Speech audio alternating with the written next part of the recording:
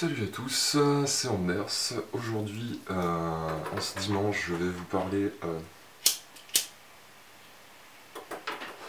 de ma nouvelle acquisition, le Raspberry Pi, et on va voir ce qu'on peut en faire concrètement quand on est chez soi, assez rapidement, sans trop se prendre la tête. Alors, qu'est-ce que le Raspberry Pi? Quand on vous livre le Raspberry Pi, on vous le livre dans cette petite boîte. Il n'y a rien, c'est en fait ni plus ni moins qu'un PC de la taille de ma main. Voilà. Il n'y a pas de câble, il n'y a pas d'écran, il n'y a pas de souris, il n'y a rien. On vous le livre comme ça. Alors, moi ce que je vous conseille de faire, c'est quand même de prendre le modèle B. Il est un peu plus puissant, il y a un peu plus de RAM, du coup c'est quand même plus sympa à utiliser. Qu'est-ce qu'on trouve sur ce Raspberry Pi? En premier lieu, on va trouver sous mon doigt ici une prise RCA jaune pour sortir de la vidéo en analogique. Juste à côté, une prise 3.5 jack, exactement pareil pour sortir de l'audio en analogique. Au-dessus, les deux ports USB et le port Ethernet, uniquement disponibles sur le modèle B. C'est pour ça que je vous dis que c'est quand même bien important, ça peut vraiment vous faciliter la tâche. Sur l'autre côté, on a le port HDMI pour sortir du son et de la vidéo en numérique. Donc vous voyez, c'est vraiment très simple. Et puis, pareil, ce que vous n'aurez pas quand on va vous livrer, c'est les deux petits refroidisseurs, là, ici, qu'on voit en gris. Un sur le processeur, un autre sur la puce de RAM. C'est pour le refroidir, ça c'est des petits refroidisseurs que moi j'ai récupérés. Voilà.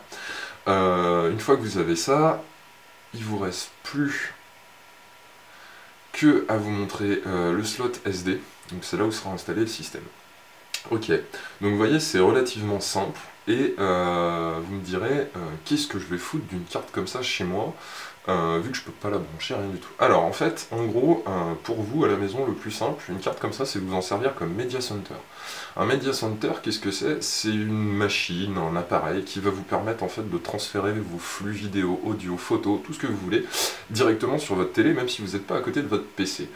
C'est quoi l'avantage? Bah l'avantage c'est que ça évite soit de trimballer son PC pour le brancher à la télé, soit... Enfin, du coup, voilà, sachez que ça consomme 5 volts et de 700 mAh à 1,5 volts. C'est 5 à 6 fois moins qu'un PC traditionnel, même un ordinateur portable. Et c'est encore moins qu'une Apple TV. Donc imaginez bien les économies d'énergie qui sont aussi possibles de faire. Vous pouvez le laisser tout le temps allumé, ça consomme rien du tout. Du coup, c'est possible de faire un serveur aussi, un serveur de fichiers à la maison. Enfin, les possibilités avec cette petite carte sont infinies du moment qu'on a du temps et l'envie de travailler dessus. Alors, qu'est-ce qu'il vous faudra pour suivre ce tutoriel? Alors, en premier lieu, ce sera un fil Ethernet pour le brancher à Internet. Vous pouvez brancher un clavier et une souris en USB, mais moi personnellement je le ferai pas, parce que j'ai la chance que ma télé soit compatible HDMI CEC. Ça veut dire que en gros je peux piloter ma petite carte là avec la télécommande de ma télé.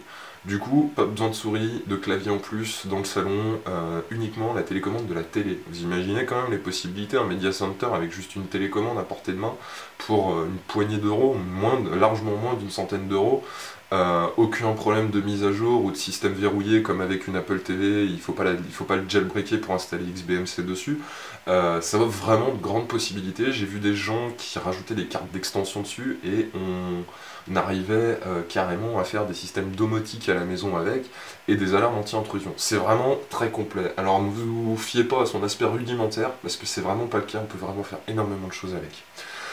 Ok, maintenant qu'on a dit ça, nous, tout ce qu'on aura besoin, donc moi, je vous montrerai, je brancherai en fait après un hub USB sur une des prises, et sur ce hub USB, il y a mes disques durs.